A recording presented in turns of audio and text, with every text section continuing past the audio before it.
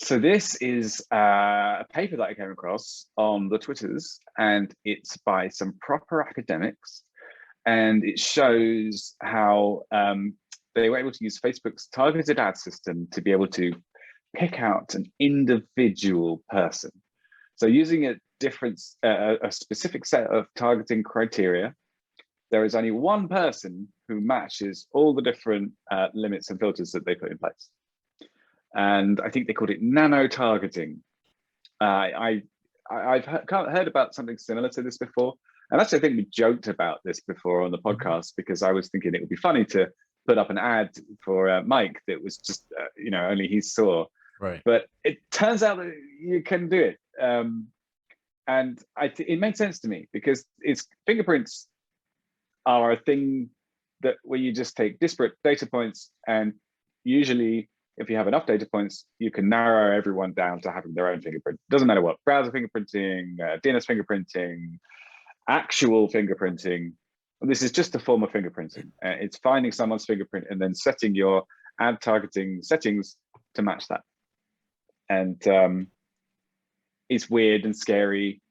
It makes me question my identity if I can just be reduced to a set of data points and I'm unique in that respect amongst all the other people being shown ads. But we kind of knew this was out there. Like we've talked before about how. Well, I knew this was possible. Yeah, I've seen facts, and there's a documentary covering this. I have to find it. It's by some German guy who showed how certain apps were sharing his geolocation in real time. So he was watching himself. He purchased the data, and then he was watching himself do a walk around his house. Personally identified. Pretty scary. Personally identified. Like, yeah. He found himself. Right, so this paper is not just about purchasing data. It's about using Facebook's bog standard ad system. Yeah. And for the cost of 12 cents, you can target an individual person if you're specific enough about your criteria. Because they have so many different things that they track and so many different data points about people. I've heard about people being hyper targeting, where ads are sort of focused on just a group of people, a small group of people, but actually picking out just one person is new to me.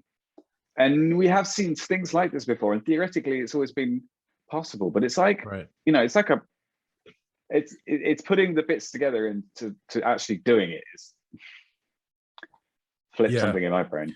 I could already see so many problems with this, right? It's if we look at it, to bring it back to politics, but if we look at it from a political standpoint, being able to see how long someone hovered over another ad that has to do with, let's say, it's a conservative ad or it's a liberal ad, being able to just taking that one data point, and then you can add whatever other herbs and spices in to find a niche set of people that might change their mind and flip to the other party. Right. That's this how is the whole just one Trump example. campaign. But yes, correct. Well, This is the I think it was the 2016 debacle that happened on Facebook as well. But that's just one example of how you could use this. There's probably tens that I can't think of in the moment, if not hundreds. Very scary stuff. And Peter and I touched on that a little bit last week. The guy's name I just looked up was Brad Parscale, who ran I think a social media company in Texas, got picked up as Trump's campaign manager, and they did very effectively do not nano targeting, but micro targeting.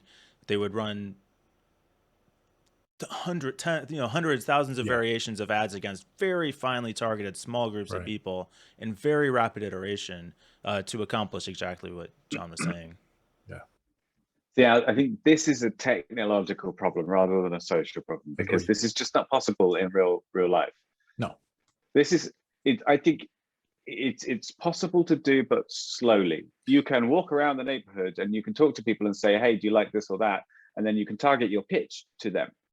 But you can't do it on this scale without technology getting involved. But that's direct targeting, what you just described, walking around, and we're talking about passive, borderline subconscious targeting. People, we push Yeah, I out suppose. ads just as we browse the internet. We're there to look at a recipe for how to make a certain type of cake, and the ads on the sides and at the top header and the footer, those are pushed out, but not to a point where we don't see them. We're just not, our primary focus aren't ads. Ads are crazy, and we're going to go into psychology here, and it's going to be a crazy rabbit hole, and we're not going to do that. But my point is that it is so much more than me walking in the street and being like, hey, do you like this or not? Right? It's that's the Wikipedia approach. Hey, we're running out of money. Give us some money, please. You can continue onto the site, but like, please give us money. And then you get to say yes or no. That's a direct approach. They're taking passive approaches. They're pushing ads passively. So You know what though? Do you know what? Here's the thing. Sorry, just to cut you short. No, go there. on. Sorry. Do you know what? I don't think any of this stuff actually works that well anyway. I think the Trump campaign might have been effectively using ads to kind of hyper target, or was it the term micro target groups of people? Micro-target, whatever, right? But like, I don't know how many extra votes did he actually get. I because of would that? love to know. I wish we don't- could get the raw data and see, just- because I'm with you. I have no idea how effective this could be. And I'm just not you're convinced. thinking, but you're thinking on your level, right? You see an ad and you are disgusted. But there's a whole generation of people that see an ad and they say, "Oh, interesting," No, and they click excuse on me. it. Plus, how wide I'm a margin sorry, does it have to be? The election was swung on what, 70,000 votes across 3 different states. In 2016, Yeah. wow, that's a good Yeah, memory. but I don't think that this is a result of the ads. I think that if there had been just traditional ads across the board with zero fancy tech, then it would have been the same. They would have been still. But they were still doing that money. too. If the targeting gave them a small fraction of a percent of a gain, That's that big. could be Yeah. enough to swing the election. Yeah, exactly. I don't know. I mean, I think that there's argument to be made that it was just not effective, and maybe because here's the thing, right? So they do measurements on whether an ad works or not, because if people click on it or whatever, but then people can still change their mind and they can get annoyed about ads, and then they can, you know, you can measure the wrong things. I've done A/B testing before, and it's really hard to figure out to ask the right question to be able to get the metrics that actually make a difference. One of my favorite stories, right? We did A/B testing on a payment screen. I don't know if I've told you this story before, but apologies if not. I'm going to repeat myself. So my team worked on this payment gateways for a game. You could buy little packages of like gems that you used in the game, and that's all we did. The whole team. It was 6 people. We did A/B testing on variations of elements of the first part, which is where you selected your package and you press the thing to go to the next page. The button was initially, it was something like next, something like that. And we did variants that were go and next and continue and payment. And then we did longer ones, which were continue to payment, go to payment screen, much more descriptive, but longer, right? The initial results were that the ones with longer text and more descriptive were way less effective because people just did not click on it as much at all. Interesting. And the ones which were short and snappy, tons more clicks, great. And then we looked at the data and then we decided to measure how much money was made from each version, rather than just who went to the next screen, which is where you actually put your payment details in. And the longer ones had like 20% more revenue. It was crazy. And the thing with tests like this is that you can't even know for sure. You can just look at the results and you can make a hypothesis as to why one was picked away. But my theory is that with the non-descriptive text, there was a certain percentage of people that just clicked it to see what happened next. They didn't know it wasn't descriptive.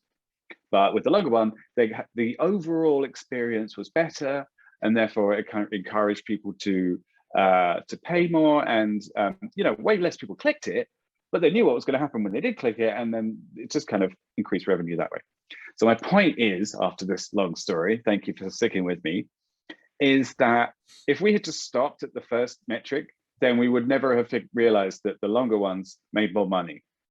And I know that it's these stats that they use to measure effectiveness of ads and things are very advanced, but I still think it's easy to get things wrong. And that's not even factoring things in like ad fraud and bots and botnets and, so I'm not convinced. I feel like you just made the argument for why marketing works so well, because you just proved that different variations of the text had different impact on different people, and the people that you wanted to influence, who are the people that were going to spend money with you, reacted better to the longer messaging. We're talking about hyper target, micro, macro, nano hyper targeting ads, which are automatically generated and focused on particular groups, right?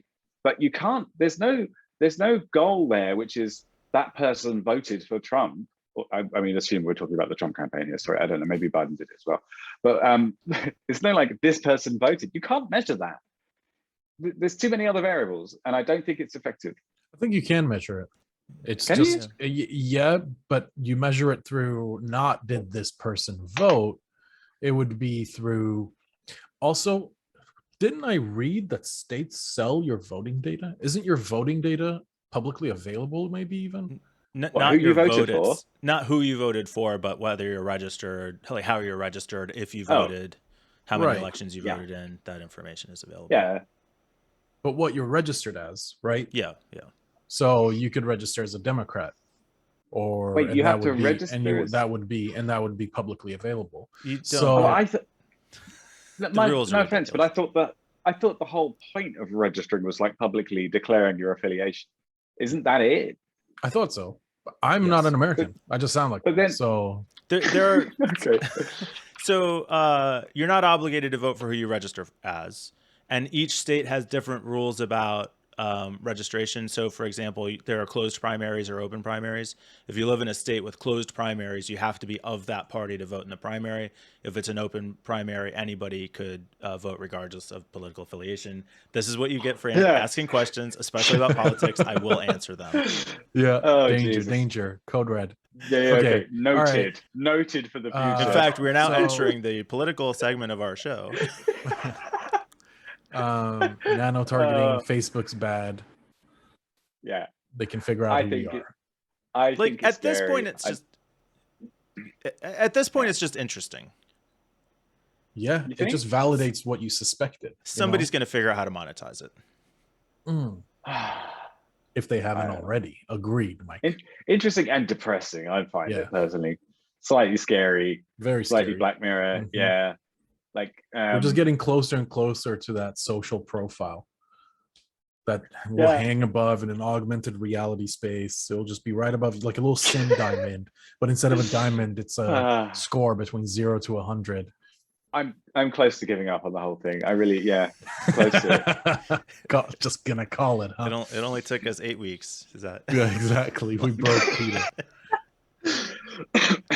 Actually, can I plug something a little bit? Yeah, of course. So my talk, tomorrow. I'm going to be talking at the Ad Blocker. What day is tomorrow? This will be conference. Yesterday. Tomorrow is, that's right. Yeah. So the 21st of October, 2021. Well, there's lots of ones and zeros and twos in there. Yeah, anyway, there is. My talk is going to be on browser fingerprinting and user awareness. And the big thing, my big point that I'm going to try and make